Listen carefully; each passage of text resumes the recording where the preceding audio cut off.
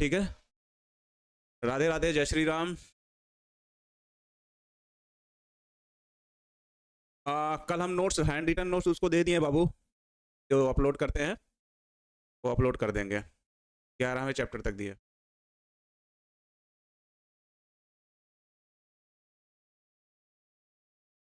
ठीक है, good morning, सुप्रभात। चलो एक निश्चित आंकड़े को पार करो, उसके बाद क्लास को शुरू किया जाए।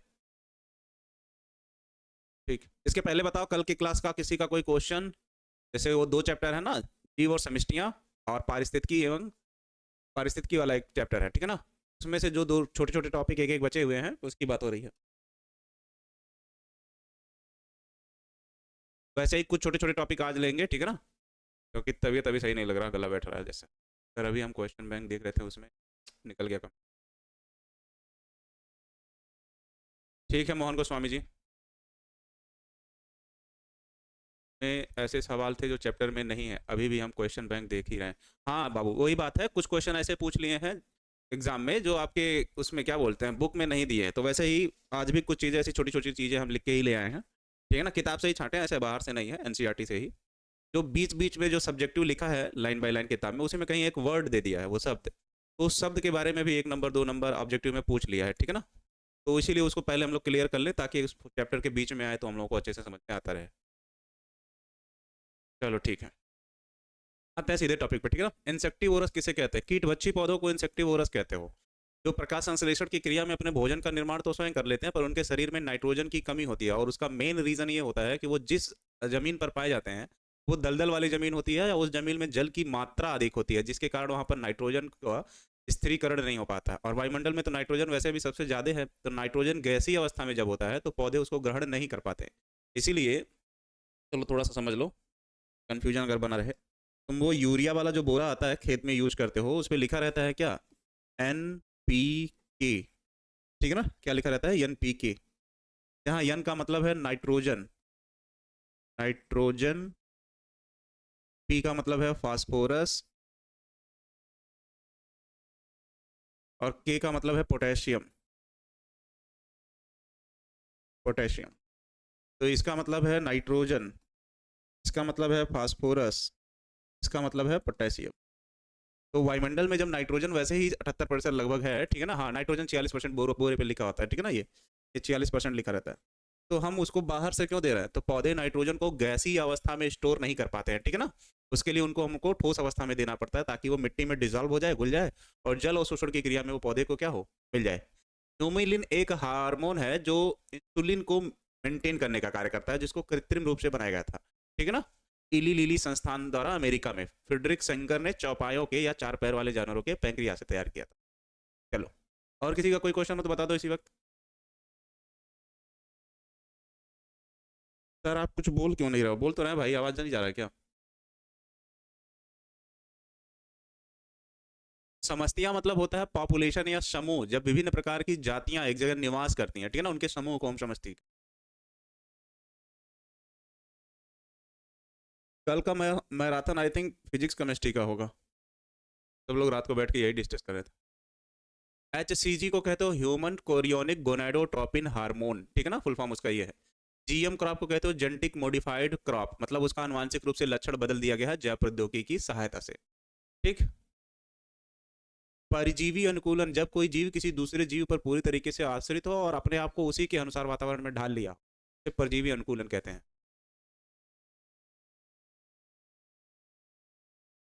ठीक। सर जी आप PDF से नहीं पढ़ाते हैं तो मजा नहीं आता, तो PDF से यार क्या तुम लोग अंडरलाइन कर दें लाके।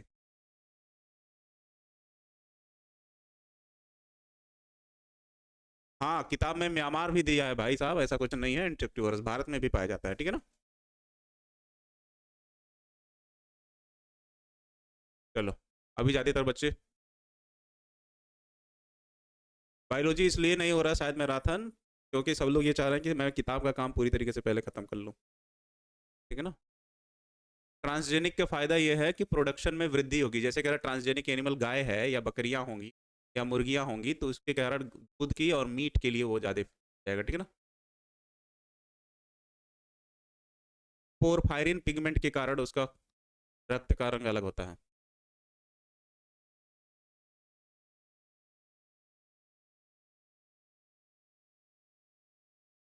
ठीक, चलो अब टॉपिक शुरू करते हैं। कल जहाँ पे हम लोगों ने छोड़ा था, ठीक है ना, वहीं से। कल जो छूटा था वो परजीवी के प्रकार वाले से छूटा था, ठीक है ना। तो पहले था क्या, परजीवी, परजीवी, तो इसको हम लोग लिख लिए थे पैरासाइट, पैरासाइट, ठीक है ना।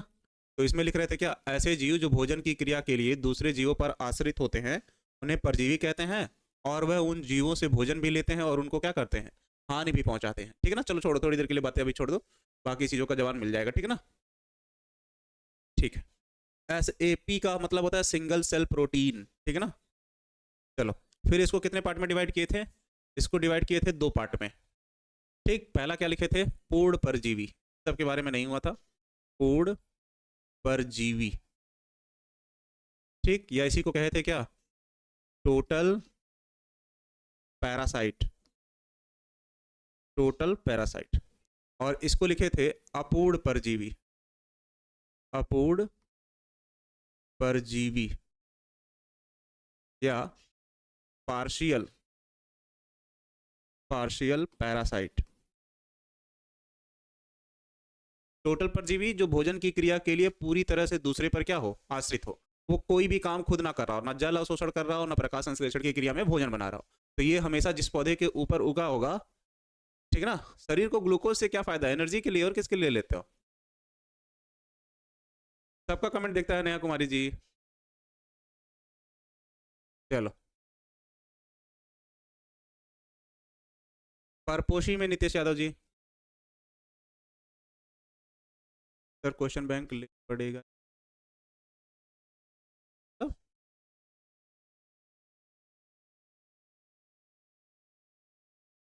ललित कुमार जी इसके बारे में कोई आइडिया नहीं है, क्योंकि हम अभी शुरू में ही बीच में आए, 1 महीना हुआ, ऐप के बारे में इतनी जानकारी नहीं, शाकाहारी है। चलो फिर इसको डिवाइड किए थे कितने प्रकार से, 2 प्रकार से। एक को लिखे थे total root parasite, total root parasite, या इसे कहते तो पूर्ण मूल परजीवी, मूल परजीवी। और इसको लिखोगे टोटल स्टेम पैरासाइट, या इसे लिखोगे पूर्ण स्तंभ, पूर्ण स्तंभ परजीवी, ठीक। और ये जो दूसरा वाला हिस्सा है, चलो इस कलर से ले लो, ये भी 2 प्रकार का, टोटल, चलो इधर थोड़ा सा, टोटल नहीं, पार्शियल, पार्शियल स्टेम, चलो पहले रूट था, पार्शियल रूट पैरासाइट, या इसी को हम लोग क्या कहेंगे, अपूर्ण मूल परजीवी, मूल परजीवी। और इसे क्या कहोगे, पार्शियल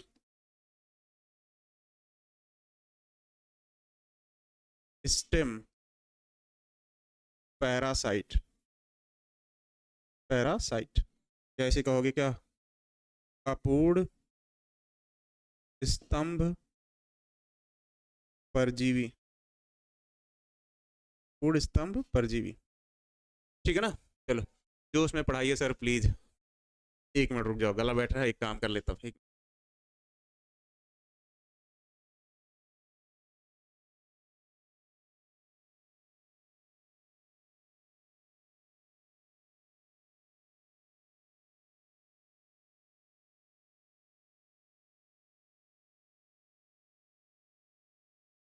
चलो अब बताओ, अभी ठीक है। ग्रेफियन फॉलिकल क्या होता है, चलो अंडाणु जनन की क्रिया में जब ओवरी के अंदर, ठीक है ना, ओवोगोनियम की कोशिकाओं से, ठीक, ओवम का निर्माण होता है, तो सबसे पहले ओवम की अपरिपक्व कोशिकाएं बनती हैं जिनके समूह को ग्रेफियन फॉलिकल कहते हो। इन्हें प्राइमरी फॉलिकल, सेकेंडरी फॉलिकल और टर्शियरी फॉलिकल भी कहते हो, प्राथमिक पुटिका, द्वितीयक पुटिका और तृतीयक पुटिका, जिनके समूह को हम लोग क्या कहते हैं, ग्रेफियन फॉलिकल। मिल गया आंसर। चलो अब ठीक है ना आयन जी, हाँ डॉक्टर ने एक ऐसी दवा दी है स्प्रे करने के लिए, थोड़ा देर के लिए अभी वो सही रहेगा, ठीक है ना, आधे घंटे के लिए मान लो, टोटल स्टेम पैरासाइट, हाँ ठीक। अब सुनो, पिछले साल जो क्वेश्चन पूछा था, पिछले साल नहीं सॉरी 2019 में, वो ये इतने हिस्से से पूछा है 2019 में, ये वाला कि पूर्ण परजीवी किसे कहते हैं। तो इसमें लिखोगे क्या, पूर्ण परजीवी किसे कहते हैं, ऐसे जीव जो भोजन की क्रिया के लिए किसी दूसरे जीव पर पूरी तरीके से आश्रित करते हैं और वह प्रकाश संश्लेषण में भोजन और जल अवशोषण की क्रिया में जल का अवशोषण नहीं करते हैं, उन्हें हम क्या कहते हैं, पूर्ण परजीवी कहते हैं। यह पौधे के 2 स्थानों पर पाए जाते हैं। यदि यह पौधे के जड़ वाले भाग में पाए जाते हैं तो इसे टोटल रूट पैरासाइट कहते हैं, और यदि यह पौधे के तने वाले भाग में पाए जाते हैं तो इसे टोटल स्टेम पैरासाइट कहते हैं। इतनी बात हो जाएगा। दूसरा, अपूर्ण परजीवी किसे कहोगे या पार्शियल पैरासाइट किसे कहोगे, तो वह पौधे जो दूसरे पौधों के ऊपर उगे हैं लेकिन पूरी तरह से उन पौधों पर आश्रित नहीं होते हैं, उन्हें हम क्या कहते हैं, अपूर्ण परजीवी कहते हैं। यह भी 2 स्थानों पर पाए जाते हैं, पौधे के जड़ में या पौधे के तने वाले भाग में, ठीक है ना। यदि पौधे के जड़ के ऊपर उगे होंगे तो जल अवशोषण करेंगे, पर प्रकाश संश्लेषण की क्रिया के द्वारा भोजन के लिए उस पौधे पर आश्रित होंगे। और यदि पौधे के तने वाले में उगे होंगे तो प्रकाश संश्लेषण की क्रिया करेंगे पर जल के अवशोषण के लिए उस पौधे पर क्या होंगे, आश्रित होंगे। तो एक एक हम लिख ले रहे हैं, उसके बाद फिर पता है सर आप संडे को ऑब्जेक्टिव क्वेश्चन क्यों नहीं ले रहे हैं। वैसे भी मैराथन ज़्यादा लंबा हो जाएगा तो बच्चे थक जाते हैं, ठीक है ना, इसलिए, और कोई रीज़न नहीं है। अब लग रहा है कि अभिषेक भैया पढ़ा रहे हैं सोनू निगम, चलो ठीक है। तो सबसे पहले आते हैं किस पे, पूर्ण परजीवी पे, ठीक है ना। सबसे पहले आते हैं किस पे, पूर्ण परजीवी, पूर्ण परजीवी, पूर्ण परजीवी। इसमें क्या लिखोगे, ऐसे जीव, ऐसे जीव, देखो पीडीएफ लेके आएंगे तो अंडरलाइन करेंगे तो वो तुमको याद नहीं रहेगा, लेकिन रुक रुक के अगर सुनते भी रहोगे तब भी तुमको याद हो जाएगा, ठीक है ना। कोई लेट नहीं हुआ बच्चा, ठीक है ना। देखो क्या, ऐसे जीव जो भोजन की क्रिया के लिए, भोजन की क्रिया के लिए, क्रिया के लिए पूरी तरह से, पूरी तरह से, साथ में लिखने की आदत डालो, एक बार लिखे रहोगे तो वो चीजें भूलेंगी नहीं, ठीक है ना। पूरी तरह से, पता नहीं क्या लिखा किसी वजह से, पूरी तरीके से दूसरे जीवों पर, दूसरे जीवों पर आश्रित होते हैं, दूसरे जीवों पर आश्रित होते हैं, उन्हें पूर्ण परजीवी कहते हैं। 2 ही नंबर में पूछा था, उन्हें पूर्ण परजीवी कहते हैं, पूर्ण परजीवी कहते हैं। पोषण के आधार पर, पोषण के आधार पर, पोषण के आधार पर इन्हें 2 श्रेणियों में विभाजित किया गया है, 2 श्रेणियों में विभाजित किया गया है, विभाजित किया गया है, विभाजित किया गया है, विभाजित किया गया है। पहला क्या लिखे थे अभी, पूर्ण मूल परजीवी, पूर्ण मूल परजीवी। हम इसको थियरी में नहीं लिख रहे हैं, बस शॉर्ट फॉर्म में लिख दे रहे हैं, उससे अंदाजा लगा लीजिएगा आप लोग, ठीक है ना, क्योंकि आज थोड़ा लिखने में प्रॉब्लम हो रही है। हाँ ठीक है ना। चलो सर हम आपके साथ लिखते हैं, प्रतिभा कुमारी जी, ठीक है, बहुत अच्छी बात। देखो लिखने की आदत, मेन एग्जाम तुम्हारा यही है कि तुम लिखो, क्योंकि तुम्हारा ऑब्जेक्टिव में क्वेश्चन भी है और वो थियरी वाले क्वेश्चन वॉइस रिकॉर्डिंग नहीं भेजना है कि तुमको जबानी याद है, जबानी याद है अच्छी बात है, पर लिखने का तरीका नहीं पता है और समय से लिखने का तरीका नहीं पता है तो वो दिक्कत है, ठीक है ना। सर मैं स्टूडेंट हूँ, मैथ से ज़्यादा बायोलॉजी हार्ड है, जब मैं शुरू से पढ़ाऊंगा आपको, ठीक है ना, उसके बाद आप देखिएगा इसके पहले आप बायोलॉजी कैसे पढ़े थे और वर्तमान समय में जब हम पढ़ाएंगे तब कैसे पढ़े थे, ठीक है ना। हार्ड की बात अलग है। पूर्ण मूल परजीवी, इसमें क्या लिखोगे, अरे यार इसकी हिंदी, ये मूल मतलब जड़ भूल जाता है, लिखोगे ऐसे जीव, ऐसे जीव जो दूसरे पौधों के, जो दूसरे पौधों के जड़ों में विकसित होते हैं, जड़ों के अंदर कह रहे हैं मतलब, जड़ों में विकसित होते हैं, विकसित होते हैं और अपने भोजन के लिए, और अपने भोजन के लिए भोजन के लिए दूसरे जीवों पर, भोजन के लिए लिख लो, उन जिसपे है जीवों पर पूरी तरह आश्रित होते हैं, पूरी तरह आश्रित होते हैं, पूरी तरह आश्रित होते हैं। ठीक है ना, मतलब प्रकाश संश्लेषण भी नहीं करेगा, जल अवशोषण भी नहीं करेगा। ठीक है ना, बारिश तेज हो रही है, यहाँ भी मौसम ऐसा ही है। ठीक है ना, ठीक। दूसरा क्या लिखे हो इसमें, पूर्ण मूल स्तंभ परजीवी, स्तंभ परजीवी। इसमें क्या होगा, इसमें तने वाले भाग में होगा, तने वाले, तने वाले भाग में विकसित होगा, में विकसित होगा, विकसित होगा और पूरी तरह से पौधे पर आश्रित होगा, या जिस जीव पर उगा होगा उस पर पूरी तरह से उस जीव के शरीर पर आश्रित होगा जिसके ऊपर है ये, उस जीव के शरीर पर आश्रित होता है। इन दोनों केस में क्या हो रहा है, इन दोनों केस में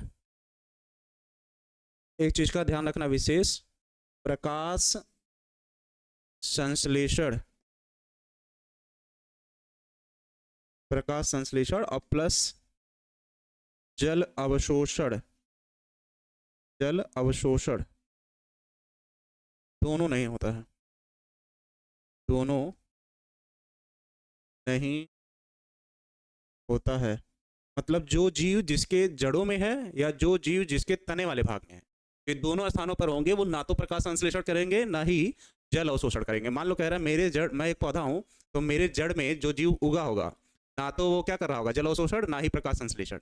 और या तो तने वाले भाग में उगा होगा तो उसके अंदर होगा ना ही जल अवशोषण ना ही प्रकाश संश्लेषण। एकदम पूरी तरीके से डिपेंड हो गया वैसे। जैसे कोई मान लो एक लड़का है घर का, बड़ा लड़का, उसको घर से कोई मतलब ही नहीं है, घर से खाना मिल जा रहा है, ठीक, पूरी तरीके से क्या वो आश्रित हो गया है।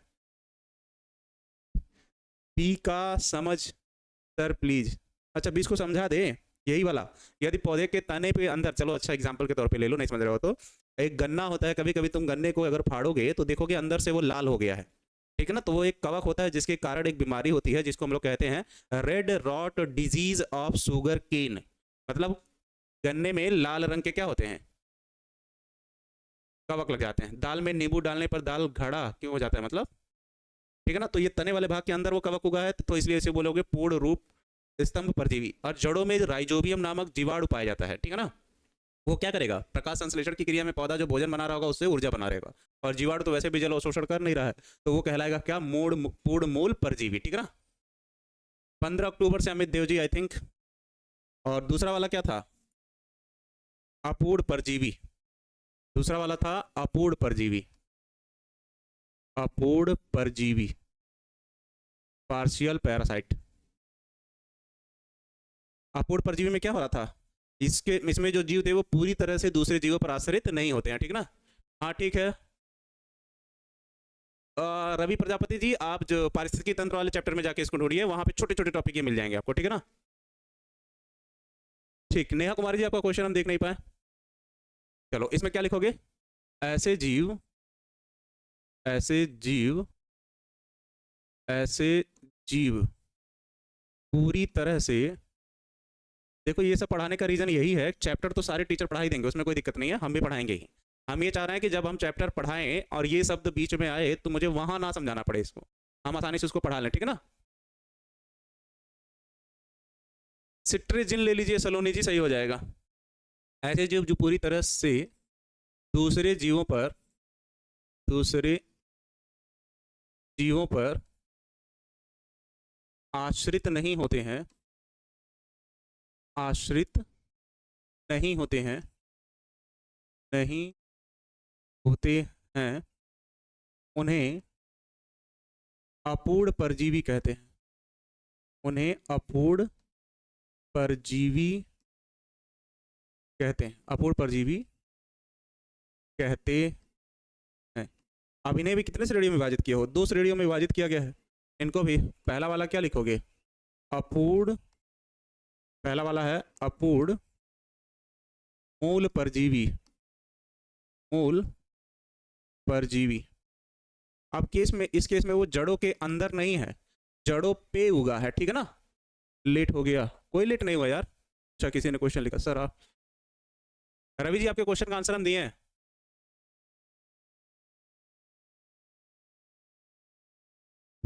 अच्छा ठीक है चलो, ठीक है ना।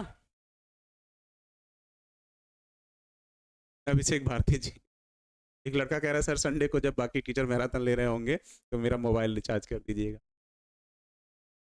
ताकि तुमको मेरा नंबर पता चल जाए। कितना होशियार है। अपूर्ण मूल परजीवी, इसमें लिखोगे ऐसे जीव, ऐसे जीव दूसरे जीवों के, दूसरे पौधों के लिख लो, दूसरे पौधों के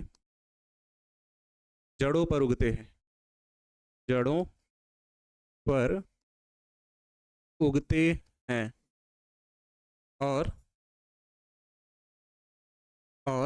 जल अवशोषण, जल अवशोषण की क्रिया करते हैं, की क्रिया करते हैं। जबकि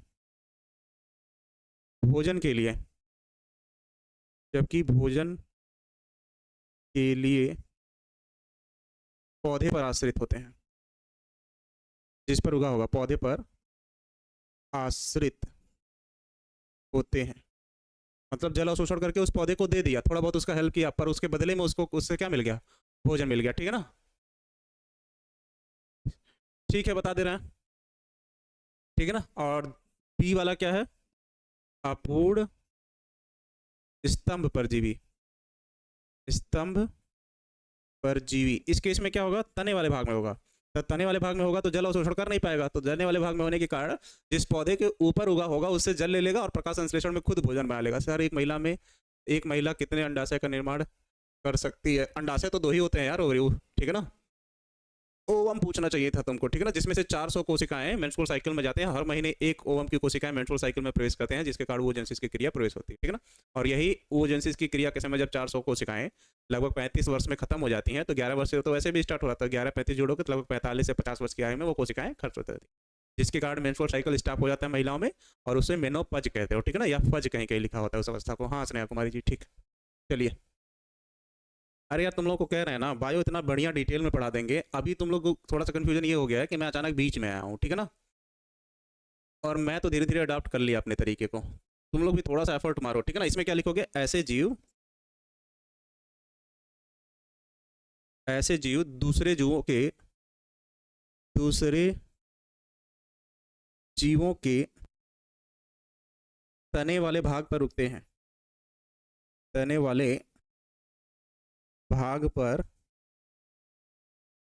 उगते हैं, तने वाले भाग पर उगते हैं, दूसरे जीवों के तने वाले भाग पर उगते हैं और उनसे केवल जल ग्रहण करते हैं, जल ग्रहण करते हैं। जबकि यह, जबकि यह प्रकाश संश्लेषण, जबकि यह प्रकाश संश्लेषण में भोजन का निर्माण, भोजन का निर्माण स्वयं करते हैं, स्वयं करते हैं, ठीक है ना। ये हो जाएगा परजीवी के बारे में, अगर इतना पूछा तो, ठीक है। Sir school is very important. देखो तुम पढ़ाई कहीं से करके जानकारी प्राप्त कर सकते हो, पर एक जो कहा जाता है ना सभ्य, या उसे कहा जाता है क्या एक तरीके से, मतलब मुझे कहने नहीं आ रहा उसकी हिंदी, ठीक है ना, ठीक है ना, मुझे कहने नहीं आ रहा, मतलब एक अच्छा जीवन में जो अच्छा व्यक्ति बनने के लिए तुमको स्कूल जाना पड़ेगा, क्योंकि आचरण व्यवहार समाज वो सारी चीजें तुम वहीं सीखोगे, ठीक है ना। तो स्कूल जाना चाहिए, ये तो अच्छी बात है।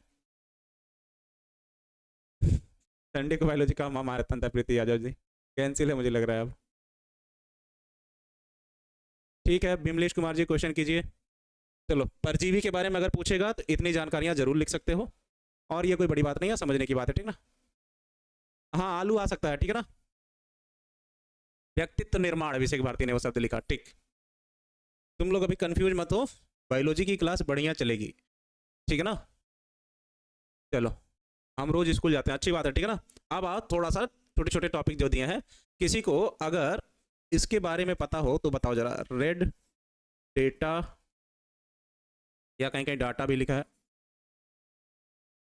रेड डेटा होना चाहिए, data, DETA, red data book. किसी को इसके बारे में पता हो, रेड डाटा बुक। किसी को इसके बारे में अगर कुछ पता हो तो, थोड़ी बहुत जानकारी हो तो मुझे बताएं। ये छोटे छोटे टॉपिक 1 से 2 नंबर के आपके नंबर उड़ा देंगे, तो उससे पहले इन सब चीज़ों को क्लियर किए रहो, ठीक है ना। सर जी मेरा डाउट देखते ही नहीं है, कबीर राशिद जी बिल्कुल देखते हैं। विलुप्त प्राणी के लिए क्या, विलुप्त प्राणी के लिए क्या, सूची, हाँ ठीक। इसमें क्या लिखोगे, ऐसे जीव, ऐसे जीव, थोड़ा बहुत इसके बारे में जानकारी रखो अभी। ऐसे जीव जो अपने आप को, अपने आप को वातावरण में, वातावरण में ढाल नहीं सकते हैं, ढाल नहीं सकते हैं, या प्रदूषण के कारण, क्योंकि सारी चीजें तो उन्हीं पे नहीं थोप सकते, प्रदूषण तो कुछ हम लोग भी कर रहे हैं, या प्रदूषण के कारण विलुप्त हो रहे हैं, विलुप्त हो रहे हैं, ठीक, या विलुप्तता, विलुप्तता के कागार पर हैं, कागार पर हैं, उन्हें, या उनके संरक्षण के लिए, उनके संरक्षण के लिए, उनके संरक्षण के लिए इन्हें red data, red data book में, रेड डेटा बुक में स्थान दिया गया है, स्थान दिया जाता है, दिया जाता है, जिसके पन्ने, जिसके पन्ने गुलाबी रंग के होते हैं, गुलाबी रंग के होते हैं, जिसके पन्ने गुलाबी रंग के होते हैं। अब तुम लोगों पे हम कुछ चीज़ें छोड़ रहे हैं, हालांकि मुझे तो पता ही है, 3-4 चीज़ें जो तुम लोग खुद ढूंढोगे, ताकि इसके बारे में तुमको पहले से थोड़ी बहुत जानकारी पता हो। पहला, रेड डेटा बुक कौन जारी करता है, वो भी 3 शब्द का है, W से नाम है, हम पहले ही हिंट दे दे रहे हैं। कौन जारी करता है, गूगल करके बता सकते हो, ठीक है ना, अभी नहीं बाद में भी कर सकते हो। दूसरा, ये लिख सकते हो कि हाल ही में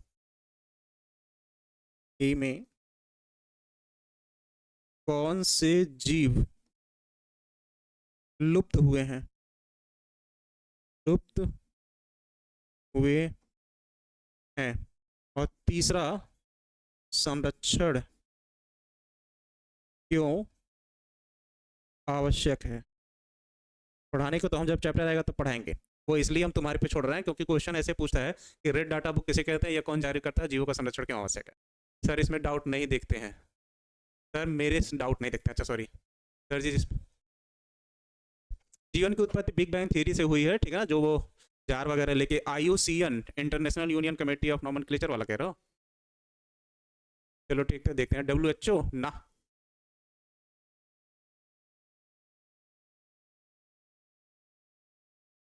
हाँ मोहन गोस्वामी जी, आपका आंसर सही है। साक्षी राव, क्या नाम है,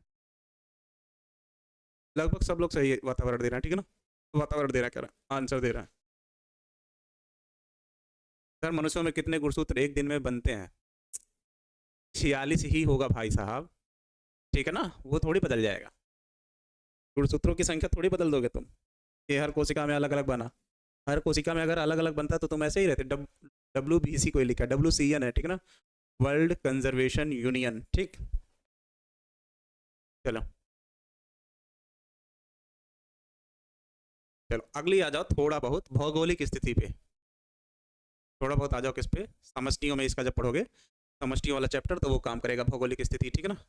भौगोलिक स्थिति तो हम लोग यहाँ से भी ले सकते हैं यार, क्या ये वाला कलर कौन सा ले लिया जाए। चलो आते हैं किस पे, भौगोलिक स्थिति पे। चलो इतनी बात तो समझ में आ गई होगी, ठीक है ना। भौगोलिक स्थिति पे और छोटी छोटी चीज़ें पहले सीख लो।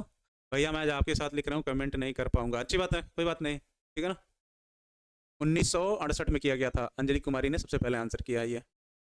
46 क्रोमोसोम, हाँ बबलू जी बदल थोड़ी जाएगा। माउंट मीस्ट मेंढक साहब एकदम कमेंट करके बताने लगे। पृथ्वी को 2 बराबर भागों में बांटने वाली रेखा को हम क्या कहते हैं? भूमध्य रेखा कहते हैं।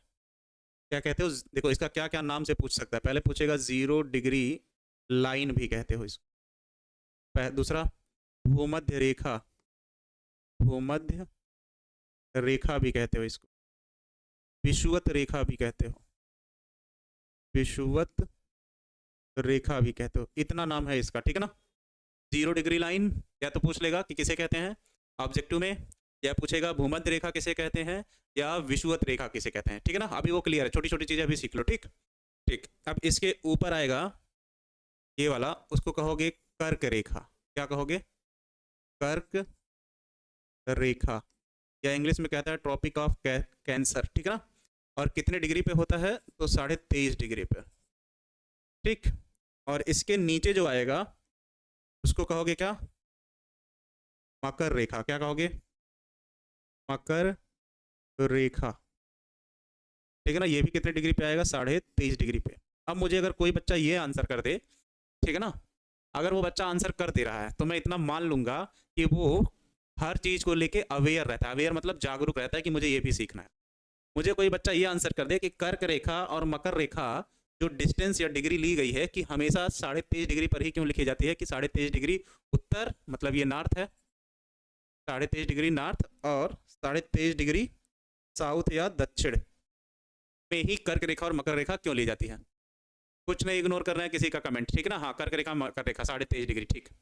कोई मुझे बस इतना बता दे कि ये 23.5 डिग्री ही क्यों लिया जाता है। चलो जल्दी बताओ, जल्दी बताओ। फिर से लेना पड़ेगा लग रहा है।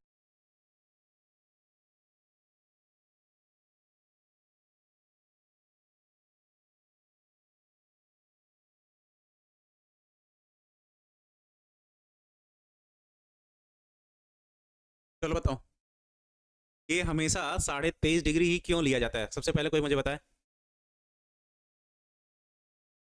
पृथ्वी 23.5 डिग्री झुकी है इसलिए? नहीं, पूरी तरीके से गलत है। ना वो नहीं है। तुम तो एकदम बच्चों वाला ज्ञान दे रहे हो, जो छोटे बच्चों को एकदम सिखा दिया गया। तुम हायर क्लास में पहुंच गए अब, क्योंकि ये चारों तरफ परिक्रमा करता है ना, क्योंकि इसी भाग में सबसे अधिक सूर्य का प्रकाश पड़ता है, इसीलिए उतने ही क्षेत्र को हम लोग कहते हैं उष्ण कटिबंधीय क्षेत्र। इतने ही क्षेत्र को हम लोग क्या कहते हैं? उष्ण कटिबंधीय क्षेत्र। तो सबसे अधिक जैव विविधता इन्हीं दोनों के बीच में पाई जाती है। तो यहाँ सबसे ज्यादा सूर्य का प्रकाश पड़ता है, सबसे ज्यादा सूर्य का प्रकाश पड़ता है। तो 23.5 डिग्री उत्तर और 23.5 डिग्री दक्षिण में सबसे ज्यादा सूर्य का प्रकाश पड़ता है, इसलिए वो डिस्टेंस माना गया है उतना, ठीक है ना। हाँ अब कुछ आंसर सही आने लगा कुछ बच्चों का। चलो ये बात सीख गए। तो ऑब्जेक्टिव क्वेश्चन में ये पूछता है कि उष्ण कटिबंधीय क्षेत्र किसके किसके बीच में आता है? तो कर्क रेखा और मकर रेखा के बीच में। तो अगर लिखना हो तो यहाँ लिख सकते हो क्या? उष्ण कटिबंधीय क्षेत्र है यह, उष्ण कटिबंधीय, क्या हो गया? उष्ण कटिबंधीय क्षेत्र मतलब इस क्षेत्र में सबसे अधिक क्या पड़ेगा? गर्मी पड़ेगा। उष्ण कटिबंधीय क्षेत्र में सबसे अधिक क्या पड़ेगा? गर्मी पड़ेगा, ठीक है ना। हाँ, गर्मी पड़ने के कारण इसीलिए सबसे ज़्यादा लोग काले यहाँ हो गए। और इंडिया जब यहाँ बनाओगे तो साउथ इंडिया भी भूमध्य रेखा के नज़दीक पड़ता है, इसीलिए वहाँ के लोग भी क्या होते हैं, काले होते हैं। और जैसे जैसे ऊपर जाओगे वो हमेशा किस में आएंगे। ये सब अभी ऑब्जेक्टिव के लिए पढ़ रहे हो, ठीक ना। चलो ये सब सीख लो, आदत पड़ेगा। दूसरी चीज़, अगर हम यहाँ पर एक लाइन ऐसे खींचें कुछ इस तरीके से, तो इतने हिस्से को क्या कहेंगे, इतने हिस्से को हम लोग कहते हैं शीतोष्ण कटिबंधीय क्षेत्र। क्या कहते हैं, शीतोष्ण, शीतोष्ण कटिबंधीय क्षेत्र, कटिबंधीय क्षेत्र। तो इतने हिस्से को भी हम शीतोष्ण कटिबंधीय क्षेत्र कहते हैं। तो इसे कहोगे नॉर्थ शीत कटिबंधीय क्षेत्र, मतलब उत्तरी वाला। और यहाँ लिखते तो हम उसको क्या कहते हैं, दक्षिणी कहते हैं। ये कितने डिग्री पे है कोई बताए, तो ये डिग्री है कौन सा, 66.5 डिग्री पे। ये ऑब्जेक्टिव के लिए एकदम याद रखना कि शीतोष्ण कटिबंधीय क्षेत्र कितने डिग्री से प्रारंभ होता है, 66.5 डिग्री से, ठीक है ना। नीचे भी वो भी कितना आएगा, 66.5 डिग्री ही आएगा, ठीक है ना। सर हिस्ट्री जियोग्राफी पढ़ाना है नहीं, जब तुम वो पढ़ोगे जैव विविधता वाला समष्टियों में, तो उसमें ये सब चीज़ें दी हुई हैं छोटी छोटी, ठीक है ना। अभी देखो ना थोड़ा सा एक से और सर ये डायग्राम बना लिए एग्जाम में आएगा, हाँ बनाने को आता है, ध्यान रखना डिग्री के हिसाब से। चलो दूसरा, अगला क्या लिखोगे, चलो बताओ। शीतोष्ण नहीं यार, शीत कटिबंधी है वो, सॉरी ये हमको थोड़ा कंफ्यूज कर देता। ये शीत कटिबंधी है, शीत कटिबंधीय क्षेत्र है। इस हिस्से को कहोगे शीतोष्ण कटिबंधीय, शीतोष्ण, शीतोष्ण कटिबंधीय क्षेत्र। फ्यूजन इतना है हिंदी। शीतोष्ण कटिबंधीय क्षेत्र, शीत मतलब गर्मी, उष्ण मतलब ऊष्मा। इस क्षेत्र में जाड़ा और गर्मी दोनों पड़ेगी। इस ठंड क्षेत्र में केवल ठंडक, और इस क्षेत्र में क्या, ग्रीष्म, हमेशा गर्मी वाला, ठीक है ना मौसम। ठीक, कोई बात नहीं जी, बिल्कुल होगा। अब सुनो, यहाँ पे लाइनिंग कर ली जाए समझने के लिए, इस कलर से ना लो, इस कलर से। ऐसी जो रेखाएं होंगी पृथ्वी पर कुछ इस तरीके से, ठीक है ना, कुछ इस तरीके से चारों तरफ ऐसे, कुछ इस तरीके से। इन रेखाओं को कहा जाता है अक्षांश। क्या कहोगे, अक्षांश। अब देखो यहाँ पे एक क्वेश्चन पूछा है, एकदम कंफ्यूज हो जाओगे, ठीक है ना। ना ना जियोग्राफी नहीं पढ़ा रहा है यार, थोड़ा सा पूछेगा, ठीक है ना। भौगोलिक क्षेत्र पर पूछता है कि कहाँ पर कौन सी जातियां लुप्त हो रही हैं, क्यों लुप्त हो रही हैं, उसका रीजन, क्लाइमेट चेंज, ये सब चीजें पूछेगा, ठीक है ना। ठीक, वही है ललित कुमार जी। तो अगर पूछेगा कितने अक्षांश होते हैं, तो लिखोगे 181, क्योंकि एक बीच में लाइन है ही भूमध्य रेखा, और नीचे हम अगर ऐसे ऐसे गोरा पृथ्वी पर घेरते जाएं या मानते जाएं, तो 90 यहाँ, 90 ऊपर, और बीच में 181। लेकिन अगर यही क्वेश्चन लिख दे कि अक्षांश रेखा कितने होते हैं, तो 2 कम हो जाएगा, 179। उसका रीजन ये है कि जैसे ही तुम उत्तरी ध्रुव और दक्षिणी ध्रुव पे पहुंचोगे, तो तुम एक गोल लाइन नहीं बना पाओगे, क्योंकि वह एक बिंदु है, ठीक है ना। हाँ, गर्मी की वजह से लोग काले हो रहे हैं, क्योंकि बहुत ज्यादा गर्मी पड़ रही है, ठीक है ना। उसका रीजन अभी तत्कालिक ये दे सकते हो, आनुवांशिक तो कुछ और दोगे। तो अगर कहेगा अक्षांश कितने होते हैं, तो 181। लेकिन अगर वही क्वेश्चन लिख दिया अक्षांश रेखाएं कितनी होती हैं, तो वो होती हैं 179। और उसका रीजन ये है कि उत्तरी और दक्षिणी ध्रुव पर पहुंचने के पश्चात हम एक सर्कल या घेरा नहीं बना सकते हैं, ठीक है ना।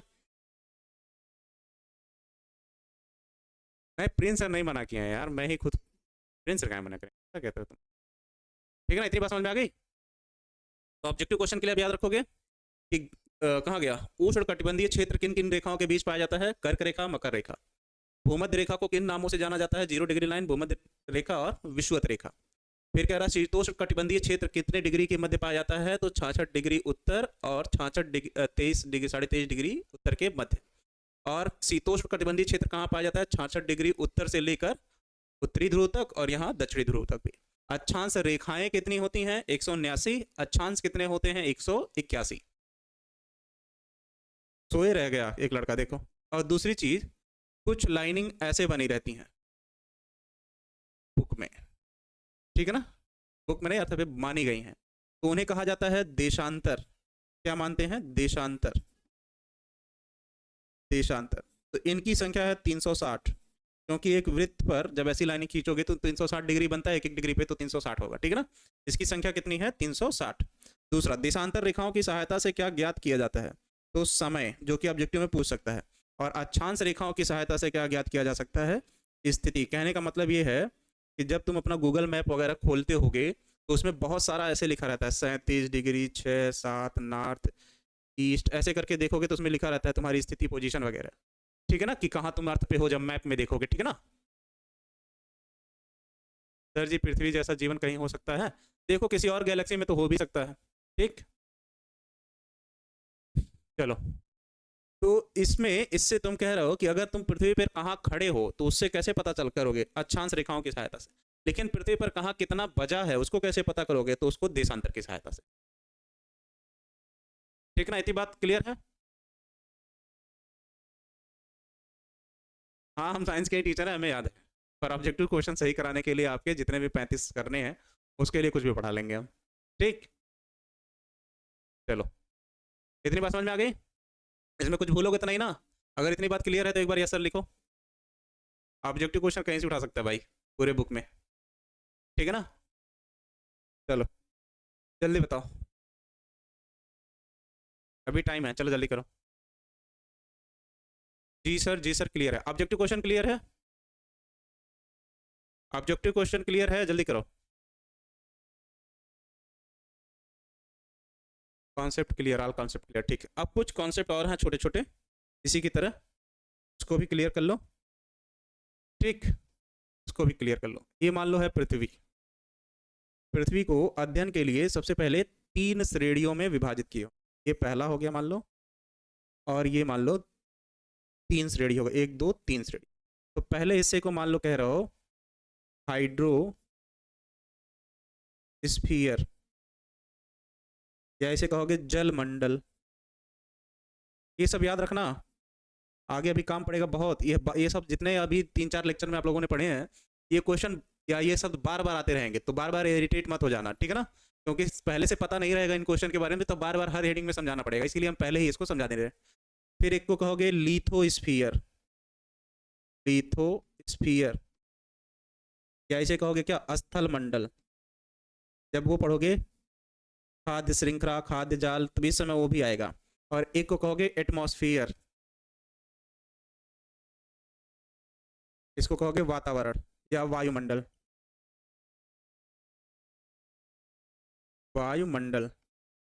अब लिथोस्फीयर में स्थलीय जीव, हाइड्रोस्फीयर में जलीय जीव, और वायुमंडल में बहुत सारी गैसें। तो ये जो अर्थ है उसको अध्ययन के लिए इतने भागों में विभाजित किया गया है, ठीक है ना। पृथ्वी को बैठा गला लगा। पहली चीज ये क्लियर है। तो अगर पूछेगा पृथ्वी पर को कितने मंडल में विभाजित किया गया है ऑब्जेक्टिव में, तो 3 हो जाएगा, वायुमंडल, जलमंडल और स्थलमंडल। वायुमंडल को क्या कहते हैं? एटमॉस्फेयर। जलमंडल को क्या कहते हैं? हाइड्रोस्फीयर। और स्थलमंडल को क्या कहते हैं? लिथोस्फीयर। ये सब याद रखोगे, ठीक है ना, ऑब्जेक्टिव के लिए याद रहेगा। चलो थैंक यू ललित कुमार जी। दूसरा आप कह रहा है कि वायुमंडल में कुल कितने परतें होती हैं, तो वो होती हैं 5। पहला, दूसरा, ये भी ध्यान रखना आगे काम करेगा, तीसरा, चौथा, और ऊपर तो है ही 5वां, ठीक है ना। तो ये जो पहला वाला हिस्सा है उसको कहते हो क्या? क्षोभ मंडल। इसको क्या कहते हो? पहले वाले हिस्से को, चलो इस कलर से ले लो, इस पहले वाले हिस्से को कहते हो क्षोभ मंडल। फिर अगला वाला हिस्सा है समताप मंडल। कौन सा? समताप मंडल, समताप मंडल। फिर उसके बाद वाला हिस्सा है मध्य मंडल। ये सब ऑब्जेक्टिव के लिए पढ़ रहे हो अभी, ठीक है ना। फिर उसके बाद वाला हिस्सा है आयन मंडल, और उसके बाद वाला हिस्सा है बाह्य, बाह्य मंडल, या उसी को अंतरिक्ष कहते हो, बाह्य मंडल। तो ऑब्जेक्टिव में ये क्रम से करने को देता है। ये पहला है, ये दूसरा है, ये तीसरा है, ये चौथा है, और ये 5वां है। ऑब्जेक्टिव क्वेश्चन में ये क्रम से लिखने को देता है कि इसको क्रम से कर दीजिए, ठीक है ना। हाँ 5 परतें होती हैं, 0 से 12, 0 से 12, 12 से 50, 50 से 80, 80 से 700, 50 से 80, 80 से 700, कहीं 680 भी लिखा है, फिलहाल सीधे सीधे 700 लिख लो। और 700 से जितना भी आगे जाएगा, ठीक है ना, ऊपर किलोमीटर में है सब, तो इतने क्षेत्र तक वो फैला है हमारा वायुमंडल पूरा, 5 परतें, इतने क्षेत्र तक वो क्या हुई हैं? फैली हुई हैं। तो ये क्रम गड़बड़ मत करना, ठीक है ना। स्ट्रेटोस्फीयर, ट्रोफोस्फीयर, मेसोस्फीयर, आइनोस्फीयर, एक्सोस्फीयर, इसकी इंग्लिश है, ठीक है ना। ओजोन मंडल होता है, हाँ यही सब क्वेश्चन तो पूछता है कि ओजोन मंडल किन दो परतों के बीच होता है, तो क्षोभ मंडल और समताप मंडल के बीच में होता है। कौन सा मंडल सबसे ठंडा होता है, तो मध्य मंडल। किस भाग में सभी प्राकृतिक घटनाएं घटित होती हैं, तो क्षोभ मंडल। यही सब लिखना है हमको। इसमें क्या लिखोगे, प्राकृतिक, इस भाग में सभी प्राकृतिक घटनाएं होती हैं, घटना जैसे वर्षा, तड़ित, तड़ित मतलब बिजली चमकना, ठीक है ना, तूफान, टार्नीडो जो कहते हो। तो जितनी भी प्राकृतिक घटनाएं हैं एक्सेट्रा कर लो, वो सब घटती हैं किसमें, क्षोभ मंडल में। फिर आ जाओ किसमें, समताप मंडल में। इस भाग में वायुयान उड़ते हैं, तो वायुयान बादल से ऊपर चले जाते हैं, तो उसके ऊपर बारिश नहीं होती, इसीलिए वायुयान हमेशा उड़ता है किसमें, समताप मंडल। यह सबसे ठंडा मंडल है, सबसे ठंडा हिस्सा है ये, क्योंकि इस भाग में कोई भी गैस नहीं पाई जाती। तो जब सूर्य का प्रकाश आएगा कोई गैस होगा ही नहीं, तो कुछ ठंडक होगी नहीं, तो गर्म होगा ही नहीं, तो ठंडा ही लगेगा। आयन मंडल में पाए जाते हैं रेडियो तरंगे, रेडियो तरंगे। और वायुमंडल में होता है सैटेलाइट, सैटेलाइट, ठीक। और समताप मंडल तो किस कलर से ले लिया जाए, इस कलर से। और क्षोभ मंडल, इन दोनों के बीच में ही पाया जाता है क्या, ओजोन आवरण। ओजोन, ये तो पिछले साल का ही क्वेश्चन है, ओजोन आवरण,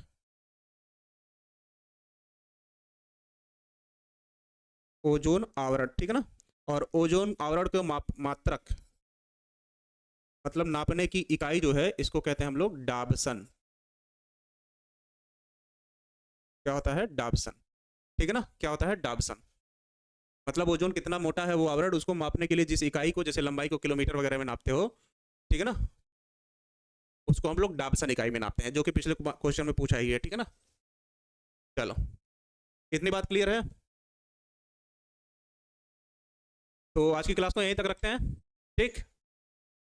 अच्छा हाँ, छोड़ दे रहे हैं, इंग्लिश क्लास का नोटिफिकेशन चला गया सब पे, तो चलो ठीक है। किसी का कोई डाउट रहे तो बता दीजिएगा कल की क्लास में। हाँ, क्षोभ मंडल में हम लोग रहते हैं, ठीक है ना, विभिन्न प्रकार की गैसें वगैरह पाई जाती हैं। चलिए कल मिलते हैं, तब तक के लिए बाय, ख्याल रखिए अपना, और अगली क्लास के लिए तैयार हो जाइए, थोड़ा सा पानी वानी पी के, ठीक।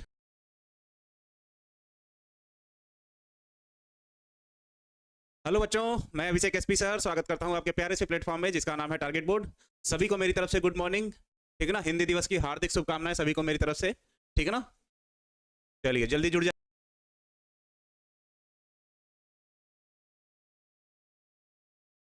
जाइए, उसके बाद जल्दी से क्लास को शुरू किया जाए, ठीक। आज आवाज थोड़ा सा अजीब लग रहा होगा, तो क्योंकि गला बैठ रहा है, देख रहे हैं।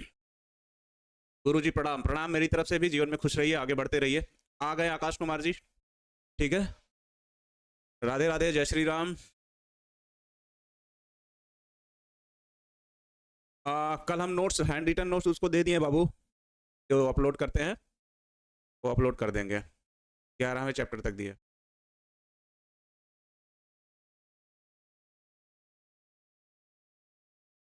ठीक है, गुड मॉर्निंग, सुप्रभात।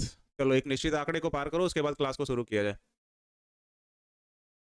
ठीक। इसके पहले बताओ कल की क्लास का किसी का कोई क्वेश्चन, जैसे वो 2 चैप्टर है ना, जीव और समष्टियाँ, और पारिस्थितिकी एवं पारिस्थितिकी वाला एक चैप्टर है, ठीक है ना। उसमें से जो 2 छोटे छोटे टॉपिक एक एक बचे हुए हैं उसकी बात हो रही है। वैसे ही कुछ छोटे छोटे टॉपिक आज लेंगे, ठीक है ना, क्योंकि तबीयत अभी सही नहीं लग रहा, गला बैठ रहा है जैसे। सर अभी हम क्वेश्चन बैंक देख रहे थे, उसमें निकल गया कम। ठीक है मोहन गोस्वामी जी, में ऐसे सवाल थे जो चैप्टर में नहीं है, अभी भी हम क्वेश्चन बैंक देख ही रहे हैं। हाँ बाबू, वही बात है, कुछ क्वेश्चन ऐसे पूछ लिए हैं एग्जाम में जो आपके उसमें क्या बोलते हैं, बुक में नहीं दिए, तो वैसे ही आज भी कुछ चीज़ें, ऐसी छोटी छोटी चीज़ें हम लिख के ही ले आए हैं, ठीक है ना। किताब से ही छांटे, ऐसे बाहर से नहीं है, एनसीईआरटी से ही।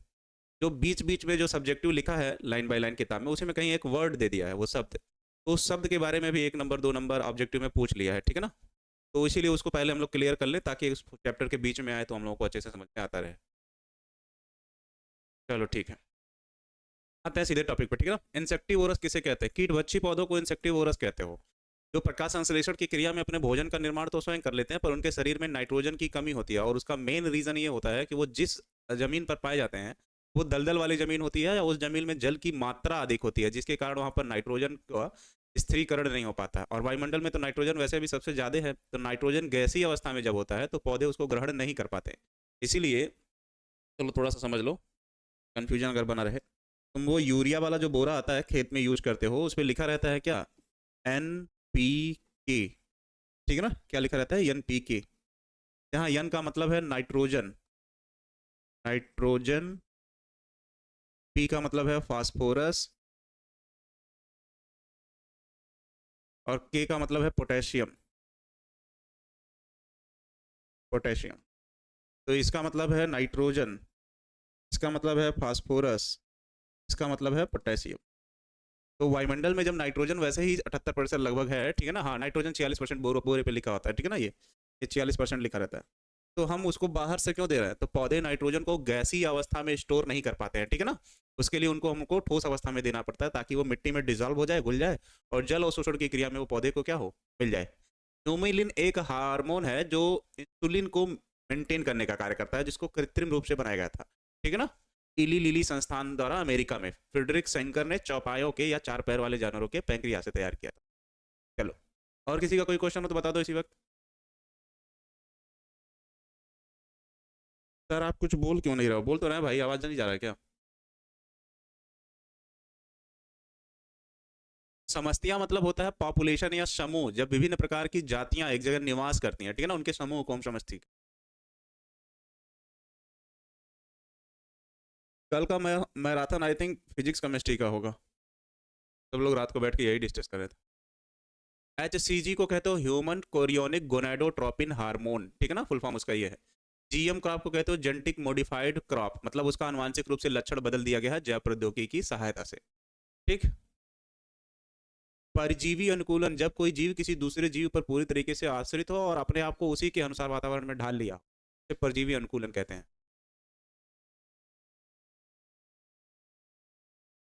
ठीक। सर जी आप PDF से नहीं पढ़ाते हैं तो मजा नहीं आता, तो PDF से यार क्या तुम लोग अंडरलाइन कर दें लाके।